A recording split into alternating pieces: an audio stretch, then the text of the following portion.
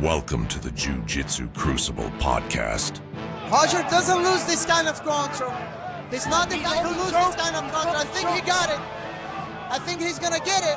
Buchecha on the choke here, really close to finishing. Excuse me, Roger on the close to Buchecha. Looks very He's gonna get it. Join us as we talk about competition, recreational training, business development, and all things Jiu-Jitsu.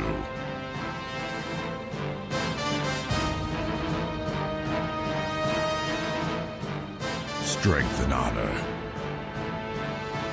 Strength and honor!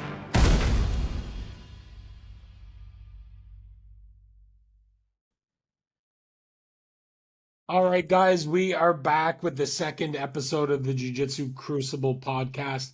It's going to be our 2025 Worlds recap. And joining us all the way from Colombia, we have Andre Porfirio. How you doing, Andre? Oh, good, Pat. Had a tough day yesterday. Unfortunately, I missed the finals in live, but I couldn't watch online. I had to come here because I have a personal compromise tomorrow, but we're really happy to be talking about. I wish I was there to watch in person, but even online was crazy, man. I think one of the best tournaments from the last few years. All right, well, we're going to basically go through, and we have some time constraints. And, you know, as the second episode of the podcast, we're going to be introducing an intro and an outro. Our second podcast is on video with a new software. So as I mentioned in the first podcast, we're always going to be evolving the game. And talking about the results, Andre, starting with the Rooster women, I think there was absolutely zero surprise. We both called the Queen Maisa. And, you know, one of the biggest surprises for me that fight was I thought Mariana put up an incredible fight. No, Mariana is a very high level. I've been following her since she was a yellow belt. She's actually used to train with Maisa at Gracie Muay Thai in Rio. And I'm sure she looked up to Maisa a lot through her journey. And now she's having these world finals as a black belt with her. I'm sure it's such a pleasure to her. And the division was full, like we did on the first podcast when we spoke about the match. The weight was surprisingly very high level, and I got to watch some of very good matches like Ana Lima against Lavinia Barbosa, Mariana against Lavinia, and Maísa against all the other girls to the other side, like very high level matches. But Maísa is just one step ahead of everyone. She got her sixth world title, and I'm sure she didn't stop right there. She's still gonna have a lot to come, a lot of world titles for her to put on her table and her. So I think, you know, arguably, Andre, one of the stories of the tournament was in the light feather. And we both took that risk. And we both agreed in our first episode that if Mia got past her first fight, she would probably win the division. She did that in relative dominant fashion. And I think when we look at AOJ, Andre, you know, we touched on it very briefly in the first episode. A lot of people from white belts to black belts have been very critical of AOJ, you know, recruiting high-level all belts from blue, purple, brown, black. But I think Mia, you know, started at AOJ when she was 7 or 8 years old. She became world champion at every belt. Not brown because she skipped it, but her sister Ashley picked up the brown belt world title. And I just think for AOJ, this is the story that they really want to promote. Hey, we took a kid and we made her what she is. She is the youngest athlete to ever win the black belt IBJJF world title. What were your thoughts on her performance? No, she did amazing. She had on her first fight Amanda Canuto now. That such a tough opponent, former world champion, and I got to watch the match and she completely dominated the whole match. I think it was 13-0 or 12-0, something like that. And after that match, I'm like, gonna be really, really hard to stop her. Actually, the finals against Andressa Giral surprised me. Andressa gave her I think her toughest match of the event. And I think was more surprised with that than with Mia winning. Of course, she's a 17 years old, but her level, I got to watch her many times before, and I knew it. We knew it. She would like be a really, really strong contender to get this title. Yeah, and like again, I think what I really like about the Funegra girls is, they run a joint social media account. There's the twins, Ashley and Mia. They have a younger sister. I think her name is Natalie, if my memory serves Yes, correct. she won She's double just, gold too. yeah, so she's just as dominant. And the story I really like about the Funegras, they started at one gym, they went white to black belt.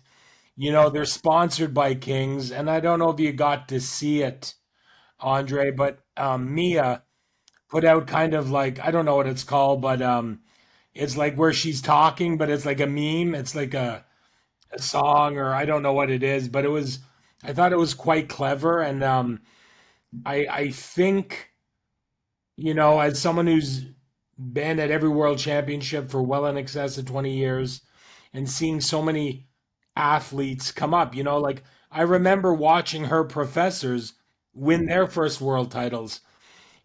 And I think Mia's doing it almost better because she's got that, like, it was just a humorous video on Instagram. I'd encourage you to watch it after the podcast. And I just think that's what the next generation needs to see to be motivated. And I think if all the next generation kind of has that fun personality and that outward humbleness, and I just think it speaks very well for the sport. Right, I agree with that. And talking about the men's brothers, forgot to talk about this a little bit.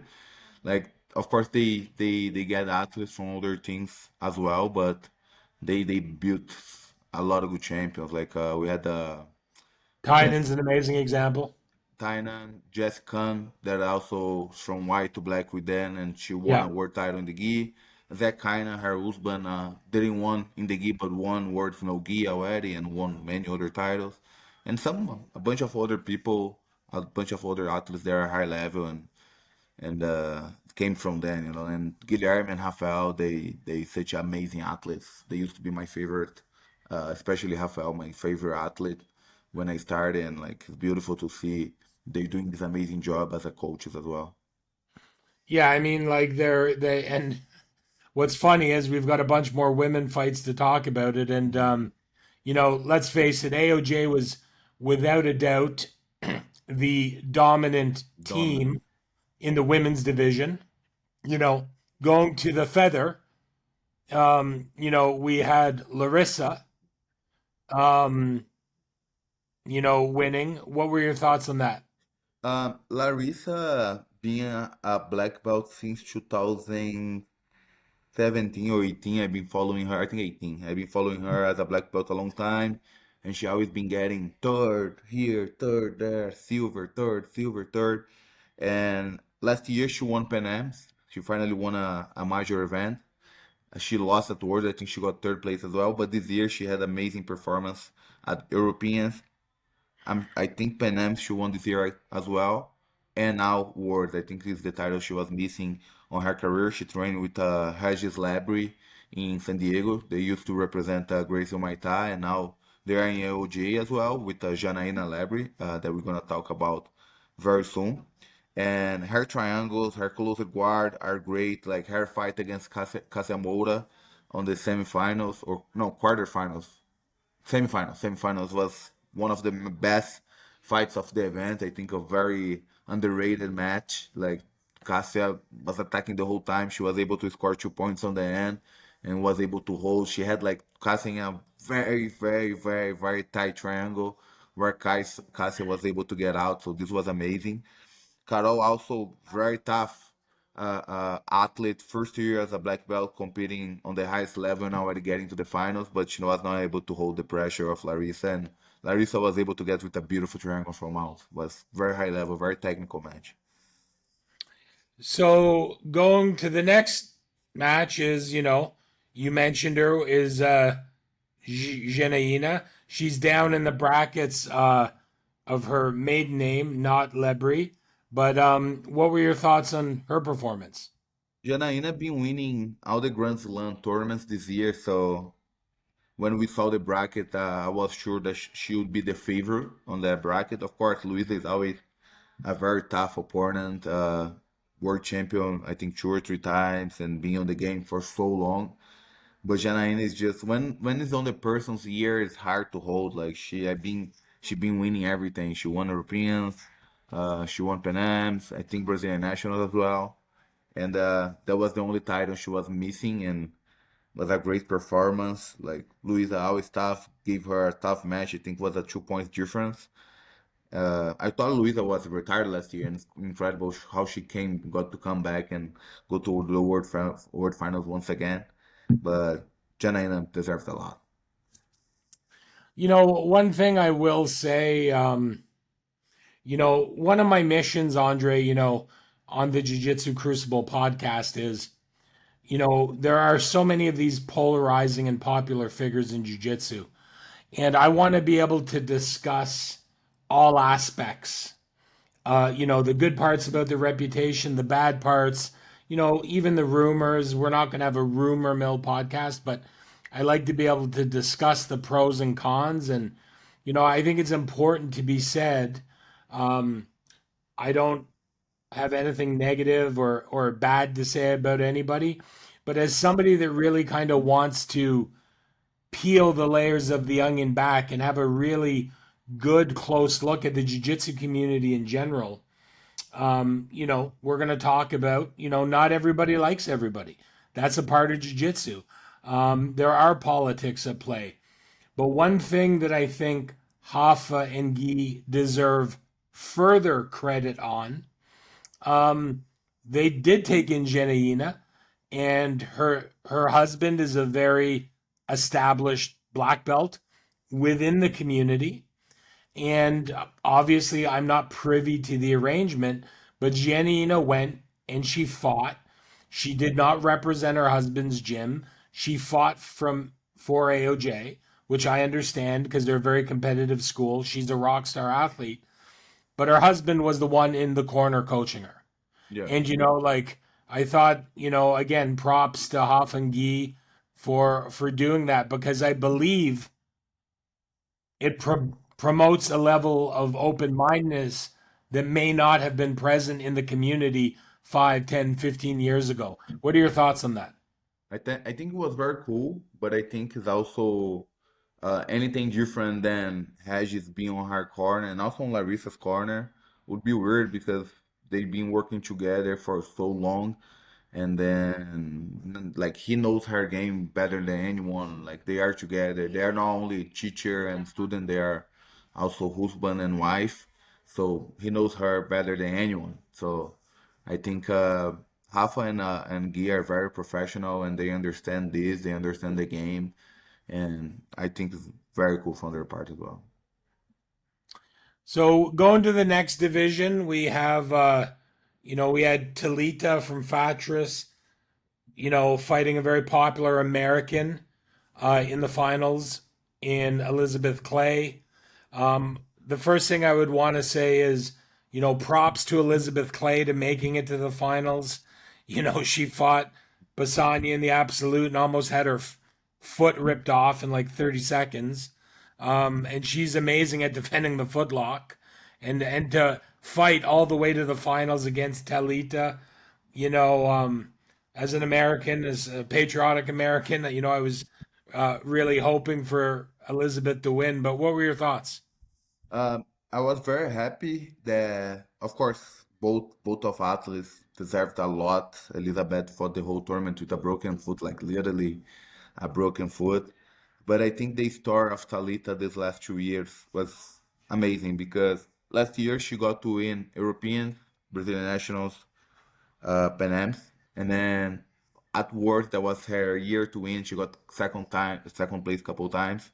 Well, last year was her year to win. She lost, I think, on the first and the second round, and she was so sad. Right after that, she had a really bad injury on her knee where she stopped for almost 8 months, not training at all. Brazilian Nationals was her first tournament back, and she lost too. She couldn't win. I think she don't even got a medal. So she came to this world like with this belief, but on the same time, not on the rhythm, not winning everything like she was last year, and she was able to go to the finals against Elizabeth. That's such a tough opponent, and was got to manage to win.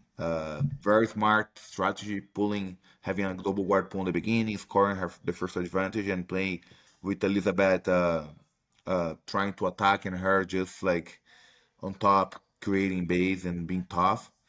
But man, Talita deserves it. Like a couple months ago, I follow her, and like a couple months ago, she was with a broken knee, and now she's with a world gold medal as a black belt. So it's beautiful to see completing the Grand Slam to her. So the next division, I really feel, um, you know, Yara was the favorite. And, I think it's fair to say we were both cheering for our Orlando homegirl, Larissa Diaz. No, And, we have the medium heavy before that, Pat. oh, right. Tamara Okay. Ferreira against Ingrid Alves. Yes. So, yeah, Ingrid had been in Orlando and stayed in Orlando before, and she fought Tamara from Fratris, with Tamara winning. What were your thoughts on that fight? Tamara always been a very, very high level girl. She got to train with me when we was blue belts back at Cicero Costa. Then she traveled a little bit the world. She went to Dream Art and then Fratris, and now she's actually in I think Saudi Arabia, coaching over there. And to be honest, this year was the best performance I ever seen from her. Like the finals was a little bit more with a little bit more strategy, but all her order match was like to be meeting everyone, and she was with that eye of the tiger, that will to win. So it was beautiful to see. Like I was seeing a lion on the mat when every time she was stepping on that. It's crazy. Okay, so um, in regards to the next fight with Larissa, she ended up winning it. I called her as the dark horse, and I was happy I did. And she's doing an event for me next year up in Canada. So to have her second world title, what were your thoughts? Because we know her well. We've seen her in our gym. We go to her gym sometimes. Mhm. No, Larissa, I was feeling that this world title would come this year because she'd be competing a lot of opens, and she's been winning everything that will go, everything that will go. So the rhythm, when of course when you're training hard and when you're doing the things right, the rhythm helps a lot, And I felt she was with a good energy. We went to referee in Tampa another day, and she was there with me, and we spoke about. She was like very calm and very relaxed about, was not putting pressure on herself, was just going and literally going to have fun and do her best and get her world title. And was beautiful to see her winning and beating Yara, that is such a tough opponent too, like going down in weight. And I was very happy to Larissa. She deserves a lot. Is it possible, Andre, that they can be a little quieter? Mhm. Lina, Lina, Lina, Lina.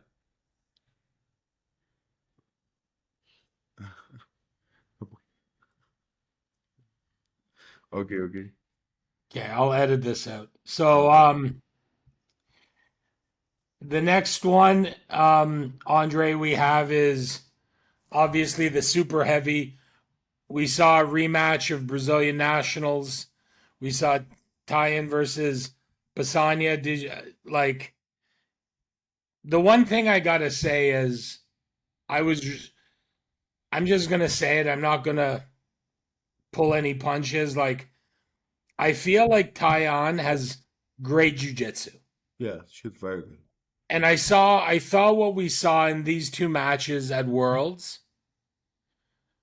was a better version of like more of a Gabby Garcia. Like, I thought it was like a very lay and pray, double under, try to get advantage or explode around the pass. And like fighting Gabby Pisani as a woman, I understand. But like as a jiu-jitsu fan, I understand as a coach, she wants to win, she wants to get the W. But I would have been so much happier to see her like go out on her shield. Let's slap, bump, and roll, and let's have a jiu-jitsu fight.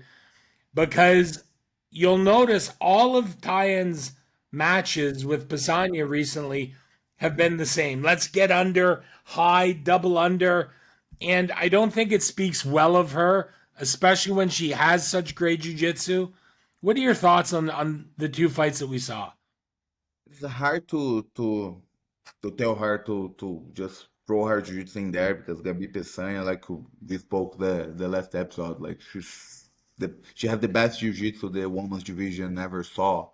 And Tayane actually fought with Peçanha many times, and I'm sure on the past she fought putting her game, and she probably lost. I know she beat Peçanha the first time they fought. She swept Peçanha with a omoplata, and she was able to win. But after the other fight, she lost. And then at Brazilian National, she was able to play in this game, win the match. So I think she was just trying to do the same thing. She's like, oh, this is what works against her, so I'm just do what's necessary to win because I wanted this world title. But I understand your point of view, and but being an athlete, I know how hard it is. Like You just want to win. you just want to win. Like of course, some athletes don't care. Like Merigali, they just go, he don't care. He want to perform. But some athletes, especially if you're fighting against someone like Peçanha that is so dominant, or Bochecha or Merigali, you want to play the game the best way possible to be able to win. So, and then, Pisani was able to score. Then Win the first fight was right on the last couple seconds, right? Last Yeah. 30 seconds. And then, I feel Pisani kind of changed her strategy in the second fight, knowing, and she ended up getting the finish. Yes. Yeah. The beginning was tough, still was not an easy match. No. But after she got to the back, then she was like there. She don't lose positions anymore. She's so good over there. Yeah, she is. I believe we can call Pisani a unicorn, like the best ever do it for the women. 10 For world sure. titles now. 10 world titles as a black belt. Besides double gold as a brown, double gold as a purple, double gold as a juvenile blue belt. It's just And I think the other thing that's notable is Tayani is 30. Pisani is 24. yes. I think Tayane is even more. I'm not sure, but she may be even older. Tayane, she was actually the Gabi Peçanha of 2016, 2017. Then she had a Yeah. problem with the doping, and she couldn't compete for Yeah. 5 years. And then when she came back, had Peçanha her way. So Yeah. I just definitely think that there's a lot of world titles left for Pisani. oh yeah, she's so young. Like if she don't retire early, that I don't think so, because she's making good money with that. Like this year, she just won the ranking again and got $20,000. That for her in Brazil, it's a lot of money. Well, I mean, No she reason. made more from that. I found it interesting because she did a series of photos, and when she came out for the photos, she was wearing her Air Force uniform. Mhm. But she quickly put a tracksuit on for all the photos with the $20,000 check. Yeah. Because, like, let's face it, that $20,000 is more than her annual salary from the Air Force. Oh yeah, that's a lot of plus the money she made it winning weight and winning the Yeah. absolute. That I think Yeah. she made another $20,000. So only on this tournament she probably made like 40,000 or even more. I'm not sure how much is the absolute. I think it's even more. I don't think it's 10. I think it's like 20. She made like $50,000 only on this event. But, she seems like a pretty humble kid from Rio, Yes. so I'm sure she's in pretty good shape No, financially. I'm sure about it. I'm sure about it.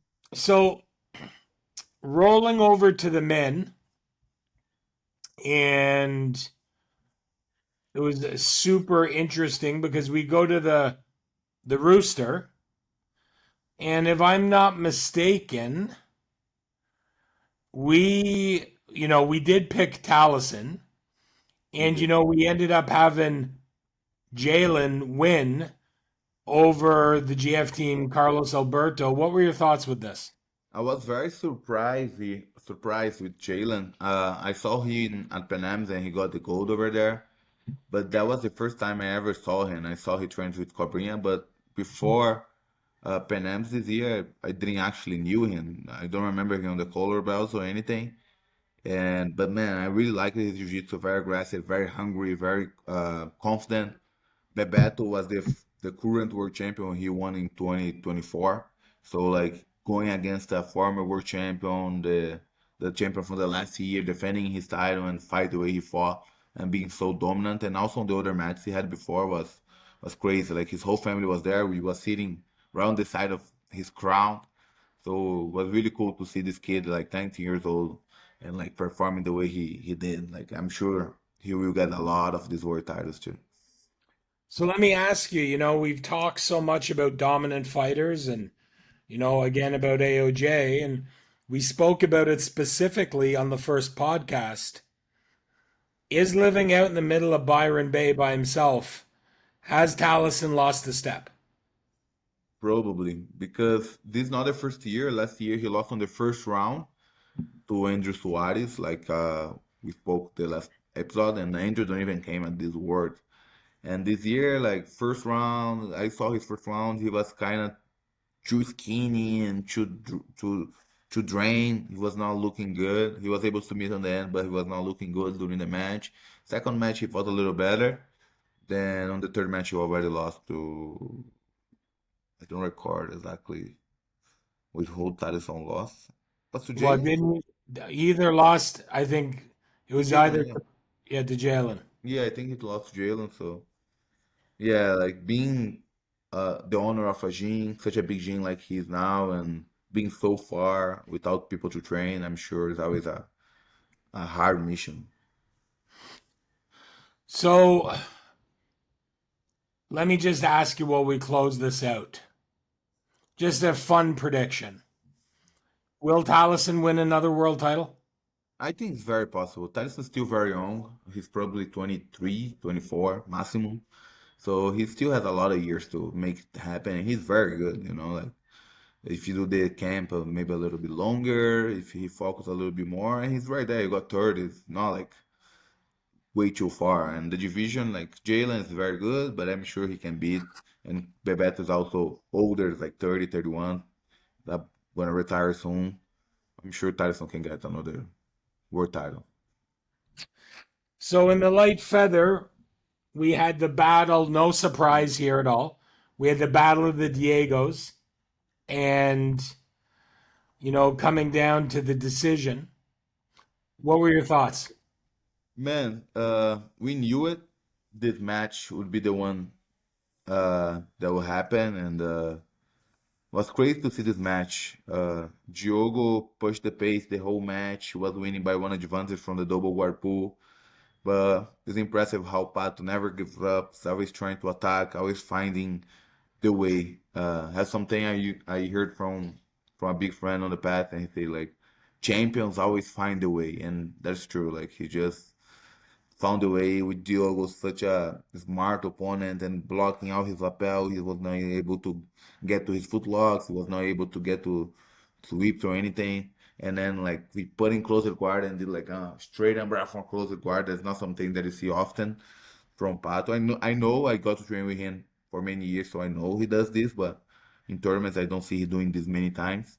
And he was able to hit that on Diogo and score the advantage that gave him the win. So it was pretty cool to see that.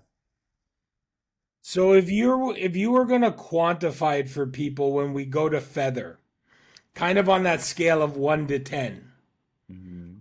with João beating Mayhem, how big of an upset? I think that's a 9. I would say a 9. I know how good João is. When I was a juvenile, João was the best juvenile in the world. I even told you that other day when we was talking about the Hanzo's division. João Mendes, he was the best juvenile. He made the Grand Slam as a juvenile 1. He made the Grand Slam as a juvenile 2.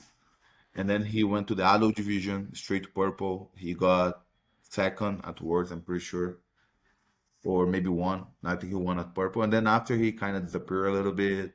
He he lost the brown belt wars twice. I think he got third twice. As a black belt, he lost many years, and people wasn't even thinking about him as a contender to win. He was, I think, the number 27 on the rank, for example. But I knew it, his potential. I knew how good he was because I've been following him a long time since the juvenile times, and it was beautiful to see him fighting the way he used to fight back in the day, and like hungry and confident and in shape. Many other tournaments I saw him competing the last few years. I saw he was like kind of out of shape, not on his 100%. But this time, like since the first round, like I saw he fighting against Marcos Mendes was a crazy match. He has another really, really good match on the first round that I forgot against. I think it was against Thiago Macedo. He fought really, really well. And man, but even then surprised me a lot him beating Mayhan because Mayhan is such an amazing fighter. But these words, Mayhan had a very hard time, not only on the finals, but also in all the other matches he had before. Every fight, yeah. Every fight was very tough for him. Like I heard, I don't know if it's true that he was injured, but going to Worlds, doing a tough training camp for that, no one gonna be 100%. So no excuse. What were your thoughts of another young American superstar, Cole and Mayhem? That was a very good match. I would love to see Cole working a little bit more his stand-up game and also a little bit more his passing because I feel this is what missing him on the big fights. But Cole's amazing, and I'm sure his time will come. He's high level. So going to the next one for me personally, I thought for sure it was the biggest tactical mistake of the world's. Yeah. Like I literally was horrified. And the reason I was so horrified is I've been lucky enough to be with my son, be at Atos, and the bulk of the classes that I've been at Atos were taught by Andy and Rolando. And these two kids are they're just gentlemen. I don't profess to know them well. I don't claim to know them well, but they're very inviting. They speak to my son using his first name when he's there. They teach a great class. They'll train with the visitors. And Andy's always a bridesmaid. He's never, he's always second. And I wanted him to win so bad. And I just kind of felt like he must have had a mental meltdown. As an experienced competitor, Andre, when you look at that, what do you make of it? Man, I was so sad with this match because I really, really want Andy to win. Andy is, like you say, such an amazing person and amazing athlete, even better athlete. And he had a really good tournament. He was submitting everyone on his way. Mateus had some really, really tough matches. Like my buddy Robinho completely dominated the fight on the semis. He was able to score 2 points on the beginning that gave him the fight. So on my mind, I was sure the end would win. And this was exactly what was happening. And what happened on there, like I understand and the mindset, but was too risky to do that. Even if they didn't give the points to Matheus Gabriel and he ended up winning the fight, would be too risky because Matheus Gabriel, in my opinion, I still don't know what I would give on that situation if I was the referee. I watched the situation a lot. I was watching over and over again, and on my mind, on my thought, I would give only one advantage to Matheus Gabriel because he was kind of um, out of the ground, with his butt out of the ground already for a while. So I was not considering a guard anymore. Then Andy pulls too close, and then he sit together. So I was, on my opinion, that was a double guard pull, and then he come up. I will give the advantage, but I understand why the referee gave the two as well. But I don't understand why Andy commit to such a big risk position. Even if he got it, would be a big risk of give 2 points to Mateus. And he could be just on top. He could be. I don't think Mateus would be able to sweep him. He had two advantages ahead. Even if Mateus almost got the sweep on the end, that what normally happens in fights like this would be only one advantage and he would win the match anyway. Even if it was two advantages, let's say Mateus Gabriel almost swept, almost took the back, I'm pretty sure and could win on the referee decision because he was attacking most of the match. So I'm just sad, man. Like 4 silver medals at World as a black belt. I don't think I ever seen something like this in 3 different divisions. Roger Gracie in the absolute. It's different, but it's a Uh, lot. he got Um, a bunch of silver medals too. well, he lost to Zanji twice and a Jacare twice Oof. on the absolute. Mhm. The other thing that I wanted to ask you, and I want you to try to, Andre, I want you to try to answer it in 3 different ways, please. There is so much rumbling from the crowd and complaints. We saw it on the Murasaki match with the 2 points. And, I understand the IBJJF might have the best of intentions, but how many times in a critical or exciting match do you hear the referee stops and he's like, Oh my and God. then so like Andre, you're an athlete, you are a coach, and you're a huge fan. So And a break referee it too. down. And And a referee. IBJJF referee too. Yeah. And this is like, as someone who's been at the Worlds, as I said, every year consecutively. So 2004, I really believe this is taking away a lot from the sport. Yeah, I don't go to referee with the VAR yet, but I think the VAR is just making the referees guess even more because before that, he'll have to decide on the moment, just like what he actually thought, even if he was wrong on the other people's interpretation, but at least on his heart, on his mind, he'll be like, no, man, I saw that. That's what I saw. But now, like, even when they see something that they're kind of sure about it, but they not 100%, they ask for the VAR. So the fight stop and then break the rhythm of the match. And then sometimes a guy that is already dead, very tired, he's able to recover, he's able to breathe, and he's able to rest. So I didn't actually like it too much. Like maybe in some fights we put this, but or make better, put better cameras, put better a better system to be able to work better. But I the way think that it's one of the happening is too much. complaints is when he calls for the mic, I understand they got to rewatch the video, but sometimes, Andre, it's minutes, and they need to be able to streamline that quicker. Or stop the match, and then they check because what happened in Andes against Mateus, the fight was Continue. happening, and then took like 2 minutes with the fight happening. That would be 2 minutes that maybe if Andy was attacking, he could pass. So it was 2 minutes with the fight happening, and they gave the two, and then they took it out the two, and then they gave the two again. Like what? Like Yeah, slow and that down with can that. really distract the athlete from the strategy. 100%. Or make the athlete do a strategy that he's not supposed to do, because instead of winning, now 2 minutes later he's losing. Like he lost 2 minutes stalling, maybe in 2 minutes that he could be attacking. So like make no sense. Okay, so going to the middleweight, I thought we just had, arguably another unicorn Yeah. shake a couple years of bad luck.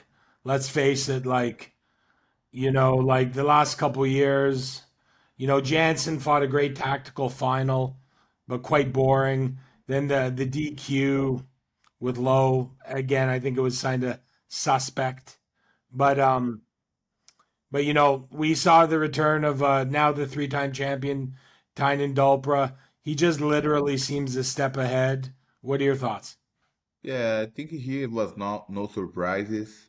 Tynan just did what he does, so pretty much completely dominated everyone. Like props to Orlando that gave him a hard match in the beginning, but then always ahead, always with the 2 points lead.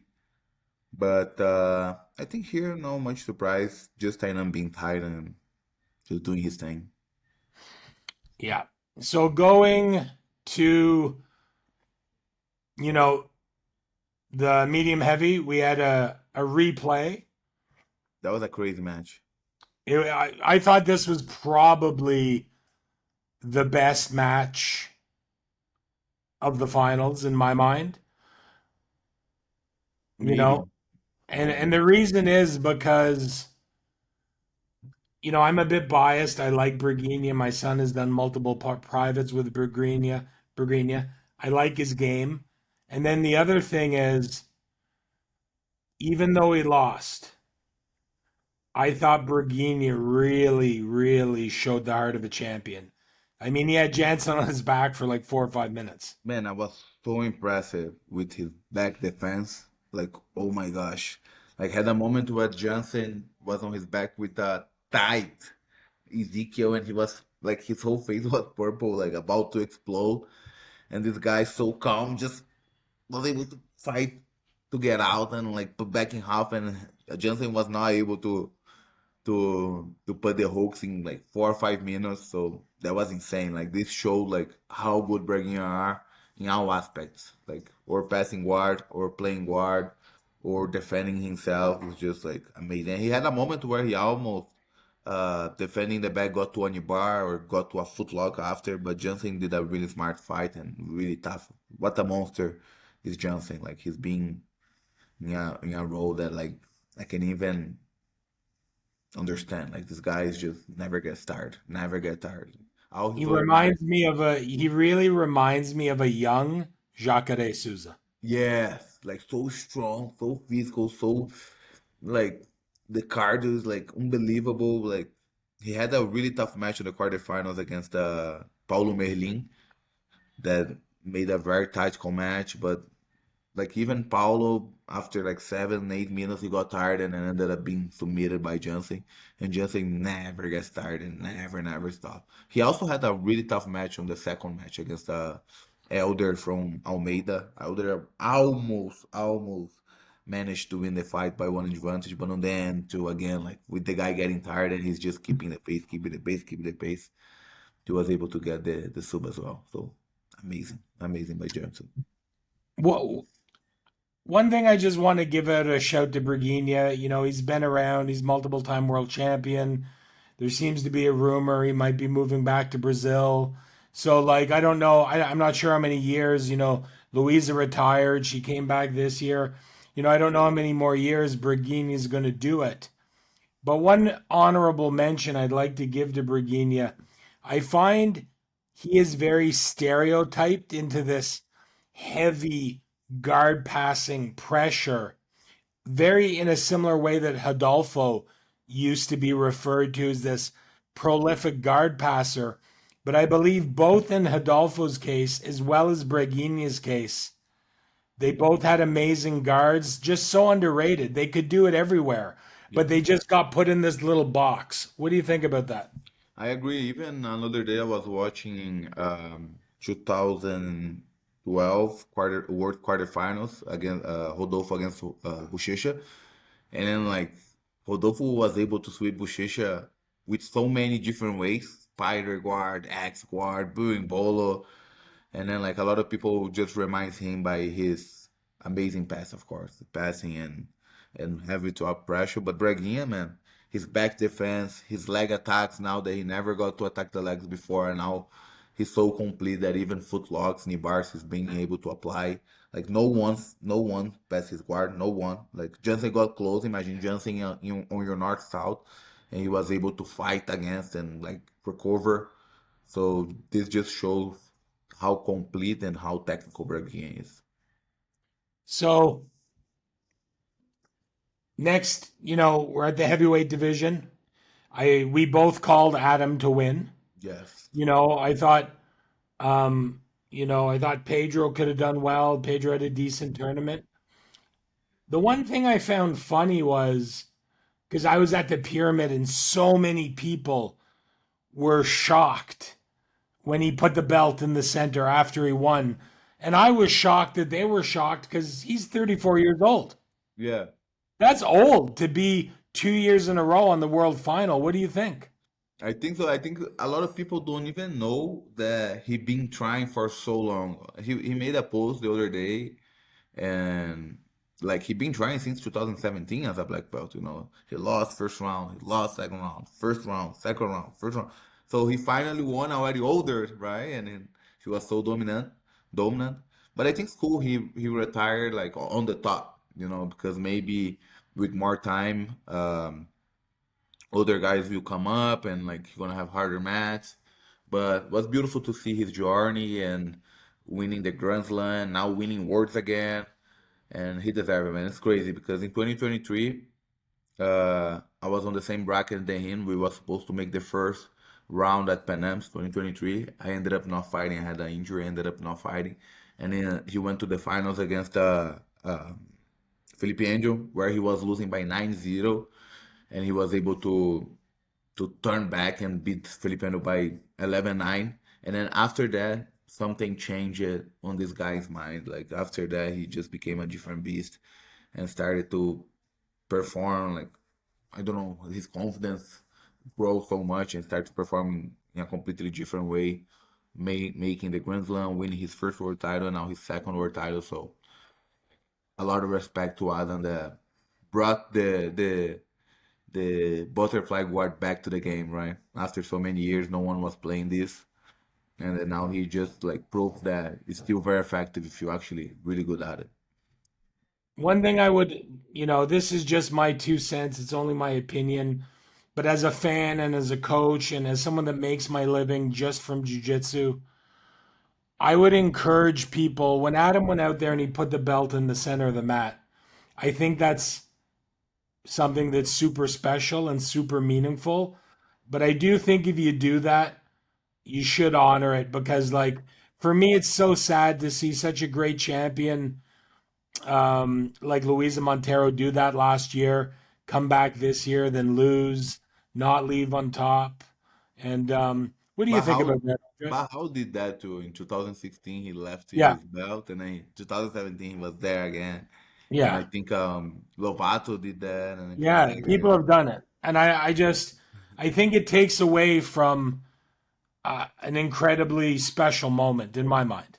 Yeah, I think if they're not sure if they want to retire, they should just don't say Don't. anything. Yeah, just don't do it. Like, no problem. They are already legend. Nothing gonna change. Okay, so going to the next division, I thought we had like just uh a really cool match, and I think it's like, again, I think it's a Cinderella story of jiu-jitsu, and it was an American that I was hoping could pull an upset, but I think this would have been the biggest upset of the tournament. But what'd you think of Nolan and Muniz?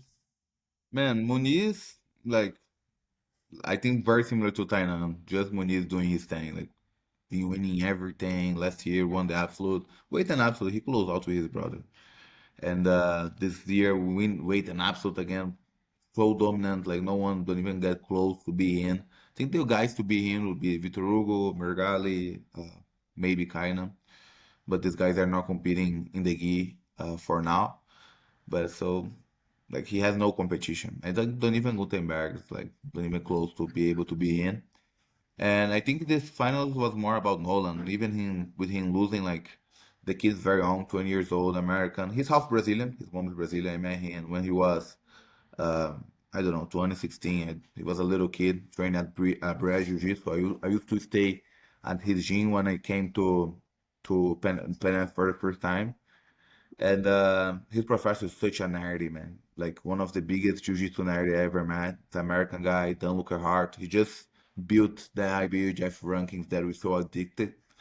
And it's really cool to see. He always been telling us that he would make a black belt world champion from scratch. And now after this year of Nolan, second year as a black belt already winning Pan Am, second on Brazilian Nationals, just losing to the bad guy in there, and second at Worlds, just losing to the bad guy in there. I'm sure this kid will make this happen. Like he's a beast. So good. So going over to the ultra heavy again, you're an immigrant, Andre, to the United States. I'm an immigrant to the United States. I came from Canada. Again, now an American. You're a Brazilian that's getting very close to your American citizenship. You know, we call, it's referred to as the American dream, or this is the land of opportunity. But I believe, Andre, that jujitsu has that same ability, almost like America. When we have this random kid from Brazil, who I called him Waterboy for years, Yeah. become a world champion. So, you had the privilege to know Roosevelt better than many people. And, you were the guy because we were considering him bringing him at one point, and he was a random kid selling water on the street in Brazil. Why don't you tell the viewers the story of Roosevelt Waterboy Souza? So Roosevelt, he started jiu-jitsu kind of older. I think he started at 19. He used to be a volleyball player. And he started older, and I remember him as a white belt, back in Brazil, as a blue belt, and started to win, losing some, winning some. Always very tough, really good footlocks, very good guard. Like a big guy that could be a small guy tank, like Brimbolo, grab ride, this type of stuff. And as a brown belt, he one of his posts got viralized on the internet when he made this post like holding a box full of water bottles, and he was selling a water bottle saying, "Help a athlete to be a world champion." He was selling waters on the sign. No? And after this post viralized, I think Romulo Barral gave him the opportunity, paid his ticket to come towards. He ended up losing first round to Victor Hugo, and he stayed with Romulo a little bit, couple months. Then Romulo decided not to have a competition team anymore, and but on this mid time, he was able to meet Cyborg, and Cyborg ended up talking to Romulo and bringing Roosevelt to Fight Sports, and that was kind of the same, a little bit before, but kind of the same time that I got to Fight Sports as well. So we got to be roommates for like a couple years. And Roosevelt, man, is such a nice human being, very good man, like hard worker, God believer. Uh, Man, I have nothing to say, nothing bad to say about Roosevelt. Always being a great man. Like I learned a lot about him. I'm a kind of younger than him. I'm 27. He's 30, 31. So he's older than me. So I learned a lot with him about be a man, not only be a responsible kid. And like this year was a very tough year for him, I'm sure, because right after DCC last year, he left Fight Sports. So I know how it felt because I did the same thing. And like he was this whole year since he left Fight Sports, not actually having very tough training or anything, but I feel he reconnect himself, he reconnect with his old self. I feel that when he was at Fight Sports, I got to see this from close. He was my roommate. He was training with me every single day. I think a lot of times he was trying to be someone he was actually not. I'm talking about jiu-jitsu, right? On the mat. He was trying to play a game that was not his game. He was trying to impress someone that he should not be trying to impress because he was already good doing what he did. And when he left, I felt he reconnect with his old self, with that old Roosevelt, the water boy. And this year, watching his fights, even in the absolute where he lost to Cantarera, that's the same guy he beat in the semifinals, I saw he was trying to be himself. I thought he was not trying to do crazy takedowns and pressure pass, explosive. That's not his game. He was not trying to do. He was trying to pull, play his guard, maybe get a foot, maybe get a back or a sweep, and go from there. And this year I saw he's doing this, and I'm like, man, Roosevelt is different this year. He was not his best shape. I already saw him in a much better shape. He was even kind of overweight to what he actually are when he's in shape. But just throwing his jiu-jitsu, he was just being himself, and I was so happy. I think for me that was the best final.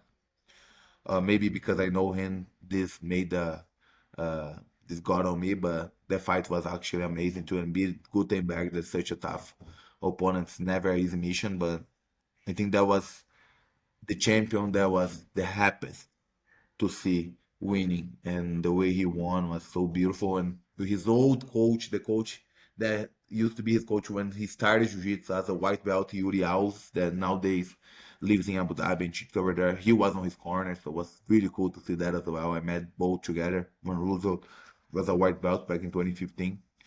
And man, such a cool story. For real. And not also, I think it's, worth mentioning. Not also did he beat Gutenberg. He ended Gutenberg's day with that.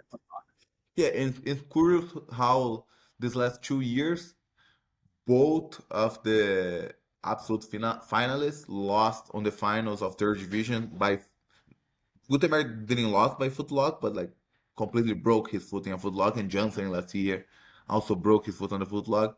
And Eric Muniz in 2 years in a row could win his gold up the absolute no problem. Just going there, getting his medal, and that's it. So one thing, Andre, I wanted to ask, because, we're going to wrap this up in the next couple minutes, but I noticed this is everybody over time has had complaints with the inconsistency of the IBJJF refereeing. As a referee, a coach, an athlete, I know you've heard of this. And we saw Gutenberg win one match via his opponent being disqualified. And, there's rumblings in the pyramid. I don't know if you got to see that fight, but there was much worse cases of stalling. And when you're there refereeing, because AOJ has this massive, cheering section as an example, do you feel the crowd and the energy and the yelling? What kind of impact can that have on the refereeing, in your opinion? Being a referee that I got to ref even Pan Am's black belt finals, for example. World never, because I was always competing, but Pan Am's I had one time that I was injured and I was able to ref the finals, and also World Masters, a bunch of other tournaments, big tournaments. I was able to ref the black belt finals. And actually impact a lot. Like if the ref, especially if the ref don't have a good mindset. On my mind when I was there to ref, I always had like this strong belief that I would just be honest with myself. I will not try to to help someone or anything, or try to like give the victory to this guy just because his crown's bigger. I try only to be right with myself, and I'm sure some other referees are like this, but some others not. Some others, I'm sure, feel the pressure, especially if the referee is a guy who never been a fighter. Like, of course, he trains jiu-jitsu, he's a black belt, but not like never been a fighter. It's not a guy that people respect out of the moment where he's a referee. I think he can feel this harder than, for example, Tanquinho when he was a referee, or myself when I was a referee, or uh, I don't know, so many great referees we have that being great fighters as well, or even someone that never been a great fighter but is a good referee, like Pé Pano's brother Rodrigo or Rico. But I'm sure, like being there and feeling this pressure, the crowd kind of affect a lot, especially if you're not strong-minded at the moment.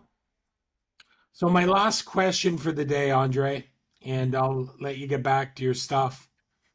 If you had one suggestion for the IBJJF to improve the World Championships, what would it be? That's a good question. Can I give you mine? Yes, give yours. Give yours first. So I was so excited because, as I said, and I'm super proud and I take every opportunity to say it, I've been every year since 2004. And when I looked at the schedule Saturday night, it said the absolute final would go at 3:30. Right. It went out at around 5:45, 5:50. So they were 2.5 hours late. And I understand that they're trying to bring a level of credit and prestige. But what happens is, Andre, you have the match, it's over. And then half the fighters run, they jump into the crowd, they're celebrating with their team. And the IBJJF makes everybody on flow and everybody in the pyramid wait through that celebration. Then they call everybody to the podium and they announce everybody. They give the flowers, they give the medals. And that part of the day adds hours to the day. So, as a suggestion, why do they have to stop everything? Why can't they? It's like at the Olympics, during the podium ceremonies, the camera just cuts and they're on another event or another activity, and then they can go back to the podium shot. But I really feel, because of people running and jumping into the crowd and going bananas, it really damages the flow of the last day of the finals. And I mean, I'm just pointing out to the IBJJF, they blew their schedule by almost 3 hours. I agree with that. Don't bother me too much, to be honest. Like the last day, like most of the people are there just for that, so I don't think it's a big deal. Never bothers me. And but if this happened too, like they do just the podium ceremony in the end, like Olympic Games, I think we'll be fine as well. But besides the rule set, man, to be honest, I love the IBJJF rule set. Like a lot of people complain, like, oh, I hope they take that advantage out, or I think they put a 6 minutes match. Being very honest, I like the rule set. Of course, it's the rule set was not every time gonna be perfect, but nothing's perfect on this life, right? Nothing's perfect, and I think what they should do is just train better the referees, see this VAR situation if it's actually happening, actually helping or not, and keep or take it off depending of the the result of the search to see if they are doing a better work now or before. But the rules I like 10 minutes match. Like if you are black belt, you understand that you need to wear out your opponent, especially in the highest level. If you want a shorter match, we have a AGP that is a 5 minutes match to everyone. I kind of prefer much better the IBJJF with the 10 minutes match where you can see more coming backs and more like strategy. I like the strategy game. Some people don't like, some people prefer just submission. But I think it's more about like some people like, some people don't. We normally see the people who post complaining, but how many other people don't complain? Yeah, and I mean, at the end of the day, nobody's doing it better than the IBJJF. Yeah. Like, and to be honest, this year I saw some posts like, "Oh, the wars are done." Like, it's shit. Like for me, this year, man, was better than all the last 4 or 5 years I've been. So I really, really like it this year. I don't know if I was more connected to the event this year. I was very focused. We got there Saturday we got there 9 a.m. We left. I don't know. You left a little earlier, but I I left. left at 6. Yeah, I left after the last match of the Purple Belt Absolutes. Like, so, I was watching Felipe Goulart, the light featherweight, winning the Absolute against such big guys. I was like, what? That was like 8 p.m. I was there, like 12 hours just there, like, and I had such a great time. I wish I could be there on the finals, but I had a great time. And this year for me was much cooler than even the older years that I had passed. Well, Andre, I'll let you get back to things. This was our second episode, our recap of the 2025 World Championship, and we'll see you guys on the mats. Thanks. You've been listening to the Jujitsu Crucible podcast. Stay sharp, stay humble, and train hard.